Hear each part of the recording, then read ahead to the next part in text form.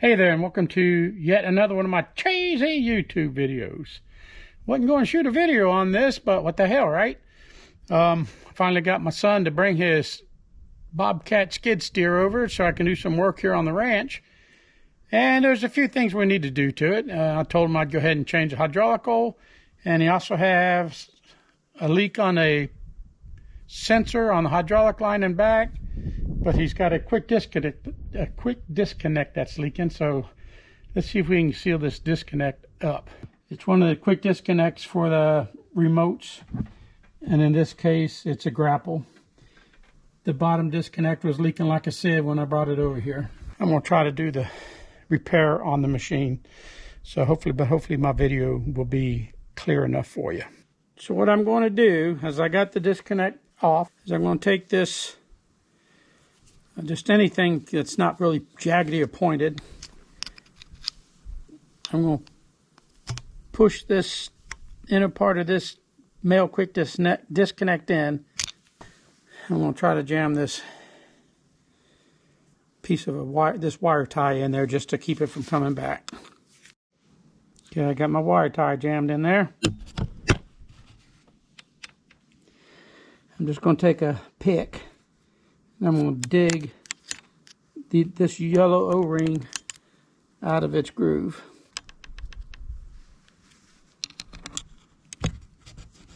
Tearing it up, getting it out, which can be expected.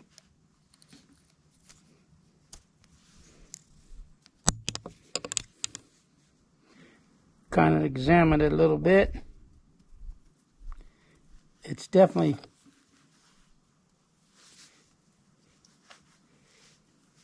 it feels rough on the inside. Now this is not really an O-ring. It's a square ring.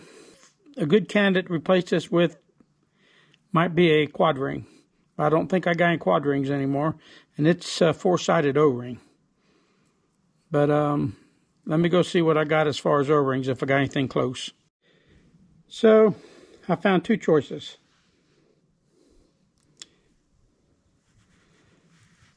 I found this O-ring here, which is close. It actually might be lacking in a little bit too big in ID. It's a lot thinner than this square yellow one, which I kind of don't like because it's going to push around in there. Now, to my surprise, I still had a few O-ring kits left, but these are old. And I don't like using old O-rings, but they still seem to be okay. So, but what I like about them is they look like they're the right OD and ID, which I'm probably wrong.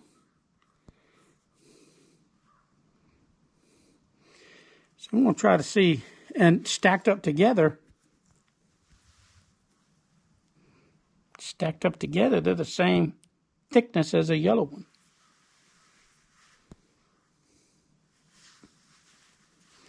But it is impossible for this thicker O-ring and this thinner O-ring to have the same OD and ID. So one of these isn't going to work at all. And let me explain.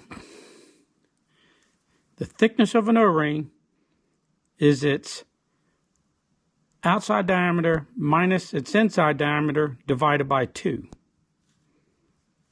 So it'd be impossible, considering these are both round, that they would have the same OD and ID, yet two different thicknesses. You understand? But we're going to go with the two thin ones stacked together. And also, I'm not going to say that I like the idea of stacking two O-rings in the same hole. That could theoretically cause problems too. What would be right is if this one was the right size, would we use this with a backup ring, which would be a flat washer, the same OD and ID, behind it. So the pressure is applied to the O-ring side and it pushes it against the flat washer. But I don't have any of those, and I don't know which ones are right. I'm guessing. So we're going to try to jam a couple of these little rascals in there and see what happens. I'm sitting out here in the dirt. I'm not over on my table with a pair of calipers. And we're just messing around because it's my son's skid steer. It isn't a customer's. And if it was a customer's, if he was broken down needing to get going, I'd tell him what I did. I'd say, hey, dude, this is what I had. This is what I did. I don't guarantee it's going to work. But hopefully I can say, you know, I tested it before I left and it was working. It may fail sooner than later, but it's working now. We need to go ahead and order the right parts so we have them in stock. So if it were to fail anytime soon, we could switch them out. That's how I'd address that with my customer. I'm not using the point on the O-ring. I'm just kind of shoving it in place. They both are out of place, which wouldn't make sense. Get behind there, kind of lift it up and get the drop in the groove. Come on, baby, get in that groove. Go ahead and pull the second one out for now until I get the first one exactly where I want it. Most of my work was done in the field. So having the luxuries of a shop was usually not part of the deal. I like field service. I actually liked it quite a bit. My trucks are usually loaded with plenty of parts and the tools. And I might drive 300-something miles to do something like this. My poor eyeballs ain't as good as it used to be. This O-ring is actually acting like it's too big of OD. So I would definitely say that other one's definitely wrong. Let me see now. Kind of squirrely in there. It might be worth a trip to a hydraulic shop to see if they got a damn O-ring. Wait a minute. Wait a minute. Okay, it's sitting in there looking good. Okay, I got this one sitting in there looking good. Let's see if the second one will join it. Fill up the space. Like I said, this is not the way it's supposed to be. It's what I've got with me.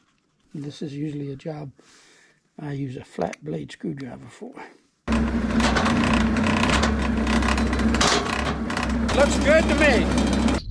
I use YouTube from time to time like everybody else.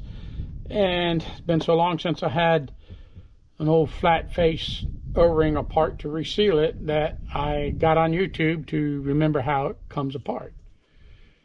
And the dude did a good video. He explained a quick way to fix it, which was fine, but his explanation that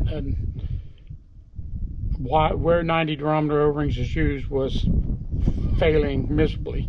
And he had mentioned that you use 90s on hydraulics and 70s on water or something along them lines. And that's incorrect. There's probably more 70 durometer O-rings used in hydraulics than 90s. It's the application.